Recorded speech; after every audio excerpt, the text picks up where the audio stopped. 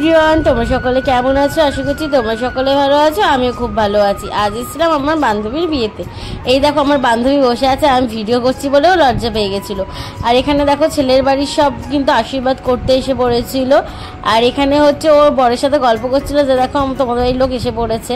আর এরপর ও আশীর্বাদের জন্য বসে পড়েছিল। আর বড়রা কিন্তু ওকে আশীর্বাদ করছিল। এগুলো ছিল সব শ্বশুরবাড়ির লোক, তো ওরা কিন্তু আশীর্বাদ করছিল। এটা হয়তো ওর জামাইবাবু হয়, আমার ঠিক জানা নেই, এটা মনে ওর জামাইবাবু হয়তো হবে। তো তুমিও তো একদিন বড় মানুষ, তো তাই বান্ধবীকে উনিও আশীর্বাদ করছিল। আর ও বান্ধবী বলছিল যে আমাকে আজকে অল্প মিষ্টি দিও, কারণ আমার খালি পেট, আমি কিছু খেলেই বমি করে দেবো।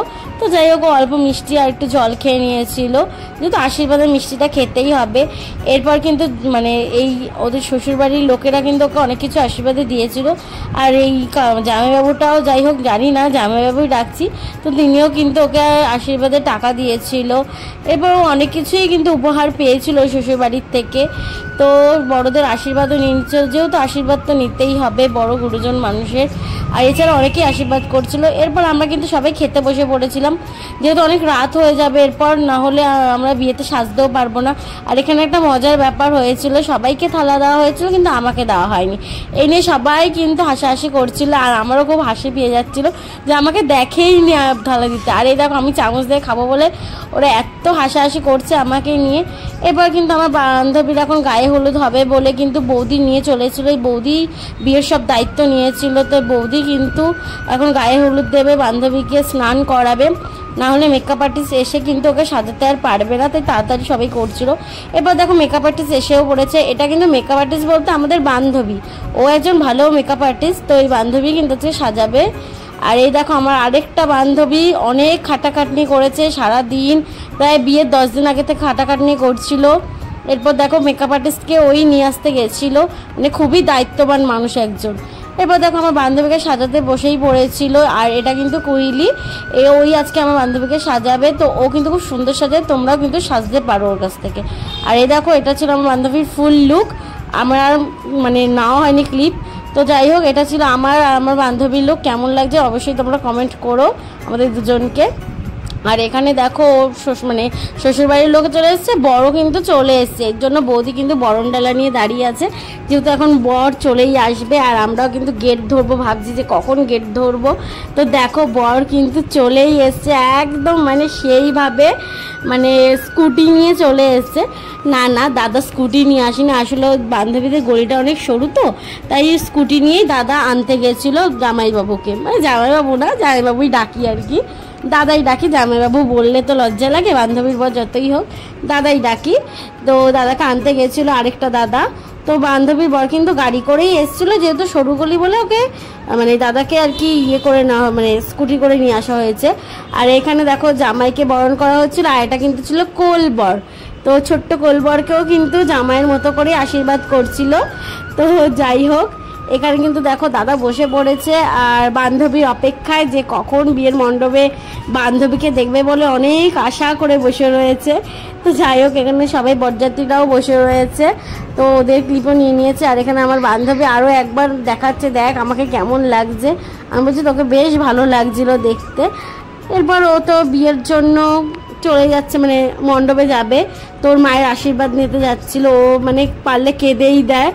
তো যাই হোক, কাকিমার কোলে এখন বসবে, এই নিয়মটা তোমাদের আছে যে মায়ের কোলে বসে দুধ খেয়ে বা যাই হোক তারপরে বিয়ের মণ্ডপে বসতে হয় নাকি, আমি জানি না, যা দেখেছি তাই বলেছি। এরপর আমার বান্ধবী চলেই এসছে, ফাইনালি ওর বরকে দেখতে পাবে বলে এত খুশি, এত খুশি, মানে একদিক দিয়ে কান্না একদিক দিয়ে খুশি। তো এখন যাচ্ছে ছাদনা তলায়, ওর বরকে দেখবে, শুভ দৃষ্টি, গুটি গুটি পায়ে হেঁটে হেঁটে যাচ্ছে বরের কাছে। আর এখানে বৌদি বলছে যে ভোরবেলা যে ফুলটা সেটা কি এখন দেবো? তো ঠাকুরমশাই বলছে এখন না, যখন কিছু একটা রিচুয়াল আছে তো তখন লাগবে ফুলটা। তো আমার বান্ধবী অতি আগ্রহে দাঁড়িয়ে আছে যে পান পাতাটা খুলে তার বরকে দেখবে। তো আমরাও এটা নিয়ে একটু হাসাহাসি করছিলাম যে তাড়াতাড়ি দেখ দাদা, তোর অপেক্ষায় রয়েছে, কখন তুই দেখবি, তাড়াতাড়ি দেখ, তাড়াতাড়ি দেখ। তো বান্ধবী এখানে এখন বসে পড়েছে, আরও এখন বসে একটু লাজুক চোখে বরের দিকে তাকাবে। বেশ ভালোই লাগছিল এগুলো দেখতে। আমি মানে চাইছিলাম যেন পুরো বিয়েটা দেখতে পাই, যেহেতু ওর লগ্নটা খুব তাড়াতাড়ি ছিল, 10টার দিকে ছিল, তাই আমরা পুরো মানে ওর বিয়েটা কিন্তু কমপ্লিট করেছি। আমরা প্রায় 2টা-2:30 অবধি এই বিয়ে নিয়ে এই হাসাহাসি করছিলাম। তো যাই হোক, ওর বরের কাছে চলে এসছে, এখন পান পাতাটা দিয়ে খুলবে, খুলে ওর বরকে দেখবে। আমরা বলছি তাড়াতাড়ি কর তাড়াতাড়ি কর, দাদারা সহ্য হচ্ছে না, আমার দিকে তাকিয়ে বলছে তুই চুপ কর তুই চুপ কর, তাও আমি বলছি তাড়াতাড়ি কর, আর দাদা সহ্য হচ্ছে না। তো ফাইনালি ও হয়তো এখন তাকাবে তাকাবে তাকাবে, তাও তাকাচ্ছে না, এত লেট করে না সত্যি। আমি হলে তো তাড়াতাড়ি করে শুভদৃষ্টিটা আগে করে নাও। তো যাই হোক ফাইনালি তাকিয়েছে আমার বান্ধবী। ওরে বাবা কি লাজুক, মানে লজ্জা একদম, মানে কি যে বলবো, ওর লজ্জা থেকে যে আমার গিয়ে হাসি পাচ্ছে।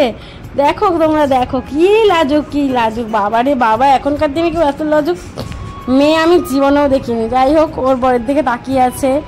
এরপর হয় মানে আরও অনেক কিছুই বাকি ছিল, আমি কোনো ক্লিপই নিতে পারিনি, তোমরা দেখতেই পাবে ভিডিওতে, কারণ এরপর আমাদের খুব খিদেও পেয়ে গেছিলো, তাই আমরা খেতে বসে পড়েছিলাম। তো ফাইনালি যেটার জন্য আমরা এত আগ্রহ সিঁদুর দান, সেটা কিন্তু আমি দেখার জন্য তাড়াতাড়ি খেয়ে চলে এসেছি। আর এখানে দেখো মানে অগ্নিকে সাক্ষী করে ওরা বিয়ে করছে, যাই হোক সবাই অগ্নি সাক্ষী করেই বিয়ে করে। তো তারপরে এখানে খৈদান হচ্ছিল, এই যে ফাইনালি হয়ে গেল আমার বান্ধবী দাদার সিঁদুর দান, এটার জন্য আমরা তো আগ্রহ। তো সিঁদুর দান হয়েই গেল।